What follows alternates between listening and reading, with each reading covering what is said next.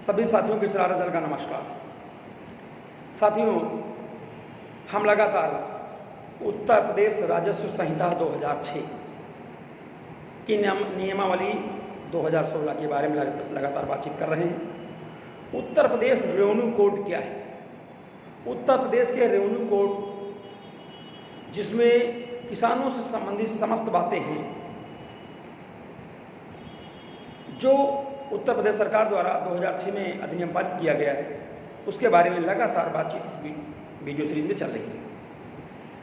हम धारा 58 तक आपसे बातचीत कर चुके हैं। इस वीडियो में हम साथियों धारा 59 से लेकर के धारा 71 तक के बारे में आपसे बातचीत करने जा रहे हैं। क्या है उत्तर प्रदेश राजस्व कोड की धारा 59? उत्तर प्रदेश राजस्व संहिता की धारा 59 में ग्राम सभाओं और अन्य स्थानीय जो प्राधिकरण हैं उनको भूमि आदि का सौंपा जाना, ये सारी बातें साथियों हैं। यानी जो है management of land and other properties by gram sabha and other local authority. अब क्या कौन कौन सी भूमियां सौंपी जाएंगी, कौन सौंपेगा? सौंपने का काम राज्य सरकार का होता है। राज्य सरकार जो है ग्राम सभाओं को, अन्य लोकल अथॉरिटीज को जो भूमियां सौंपेंगे उसका वर्णन इस वीडियो में हम करने जा रहे हैं। धारा 59 राजस्व कोड की वन पार्ट कहता है कि राज्य सरकार विहित रीत से प्रकाशित किए जाने वाले जो समस्त साधारण या विशेष आदेश हो, उनके हिसाब से जो है ग्राम सभा को ग्राम से संबंधित कोई भी चीज सौंप सकती है। धारा 59 की सबसेक्शन 2 में कहा गया है कि कोई खेत हो, कोई फील्ड संख्या हो या कोई बाग हो जो खेती के योग्य हो लेकिन किसी व्यक्ति के नाम दर्ज ना हो, ऐसी भूमियों को वो ग्राम सभा को सौंपती है राज्य सरकार। और क्या क्या है?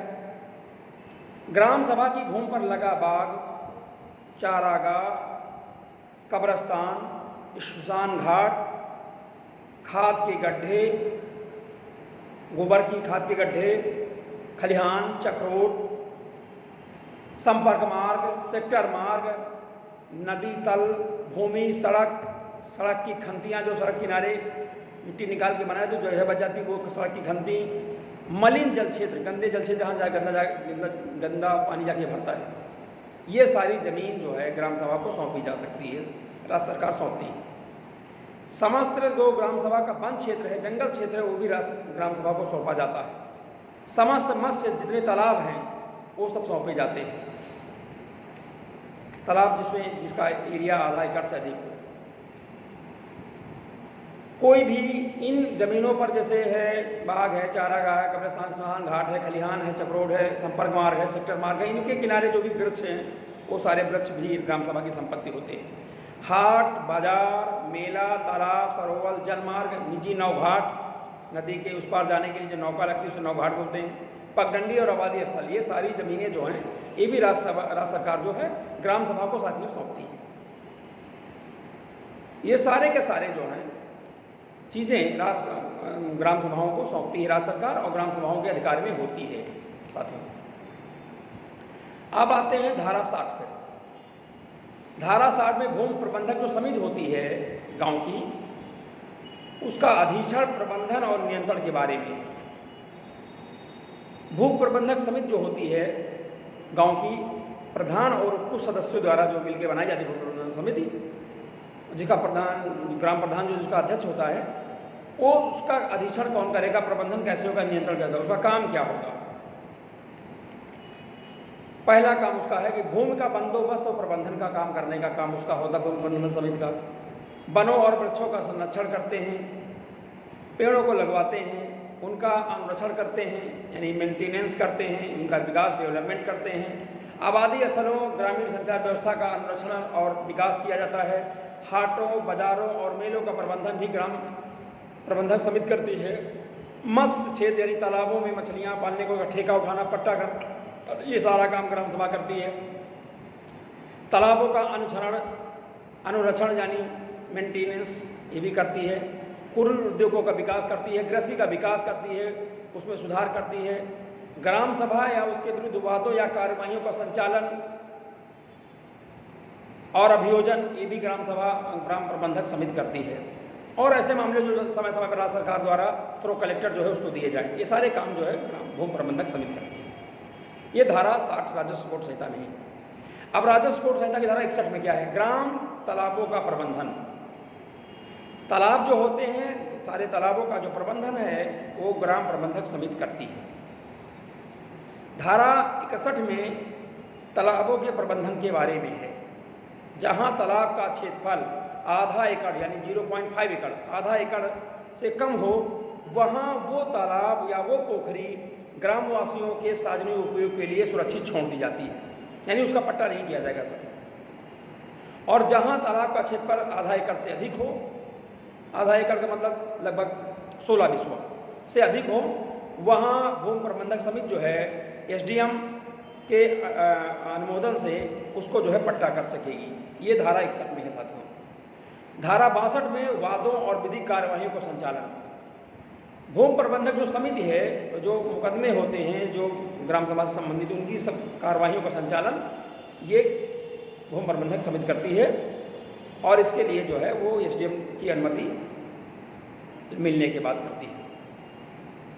धारा 63 में ऐसी भूमि है जिसे आबादी स्थलों के लिए आवंटित किया गया है, उसके बारे में धारा 63 है। धारा 64 जो है आबादी स्थलों का आवंटन। धारा 64 राजस्व संहिता आबादी स्थलों का आवंटन धारा 64 में है। किस प्रकार आवंटन होगा साथियों? ग्राम सभा में रहने वाले अनुसूचित जाति, अनुसूचित जनजाति जो हैं, यानी अनुसूचित जाति है, अनुसूचित जनजाति है, अन्य पिछड़ा वर्ग है, या राज्य सरकार द्वारा जो गरीबी रेखा के नीचे रहने वाले जो समान वर्ग के व्यक्ति हैं, इनमें से कोई कृषि श्रमिक है या ग्रामीण कारीगर है, इन लोगों को आबादी स्थलों का आवंटन किया जाएगा। या ग्राम सभा में रहने वाला कोई अन्य कृषि श्रमिक है, कोई ग्रामीण कारीगर है, उनको आबादी स्थलों का आवंटन किया जाएगा। या ग्राम सभा में रहने वाले अनुसूचित जाति या अनुसूचित जनजाति के जो या पिछड़े वर्ग के या गरीबी रेखा के नीचे रहने वाली सामान्य श्रेणी का भी कोई व्यक्ति है, लेकिन गरीबी रेखा के नीचे रहने वाला, तभी सामान्य श्रेणी का व्यक्ति मान होगा। इसके अंतर्गत विधवा को प्राथमिकता दी जाएगी और जो शारीरिक रूप से विकलांग व्यक्ति हैं उनको प्राथमिकता साथियों दी जाएगी। ये है तो आबादी स्थलों का आवंटन इन लोगों को किया जाएगा।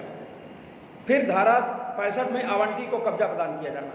जो जिनको जमीन आवंटित की गई है धारा 64 के अंतर्गत, उनको भी कब्जा प्रदान किया जाएगा।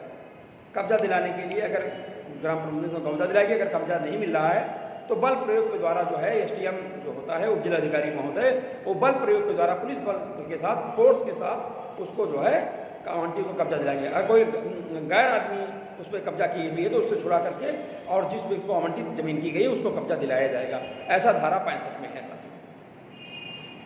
अब आते हैं साथियों राजस्व कोड की संहिता की धारा 66 पर, आबादी स्थलों के अनियमित आवंटन की जांच। अगर मान लीजिए आबादी स्थल जो आवंटित किए गए हैं उसमें कोई अनियमितता हो गई है, कोई इरेगुलरिटी हो गई, गलत व्यक्तियों को जमीन आवंटित हो गई है, तो कौन करेगा जांच?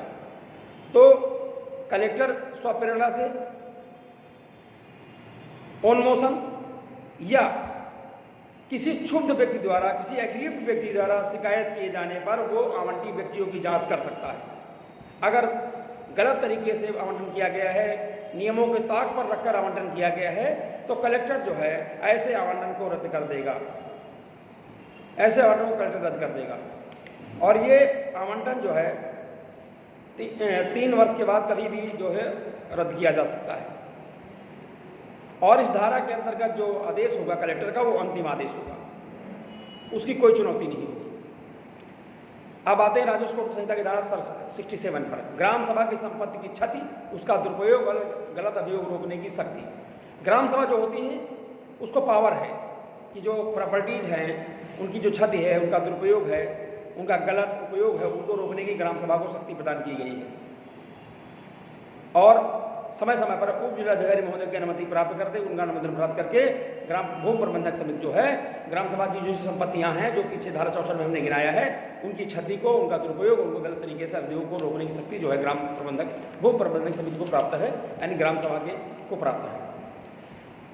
राजस्व कोड संहिता की धारा 68 में ग्राम निधि के बारे में है। गांव फंड, जो ग्राम फंड होता है, गांव का जो फंड होता है वो है।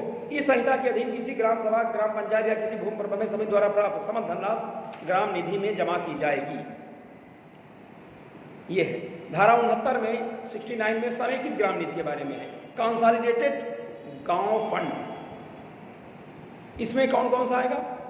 इसमें प्रत्येक जिले में एक कंसोलिडेटेड ग्राम फंड की स्थापना की जाएगी, जिसमें निम्नलिखित धनराशि जमा की जाएगी। यानी धारा 68 की उपधारा 1 के परंतुक में निर्दिष्ट धनराशि, धारा 68 में 1 में क्या है ये भी देखते चलें कि इस ग्राम सभा, ग्राम पंचायत या किसी भूमि प्रबंधक समिति द्वारा प्राप्त समस्त धनराशि ये है, ये जमा की जाएगी। दूसरा, कलेक्टर द्वारा प्राप्त समस्त अंशदान इसमें जमा किया जाएगा, या राज्य सरकार जो ऐसी कोई धनराशि जिसे विहित करे वो सारी इसमें जमा की जाएगी।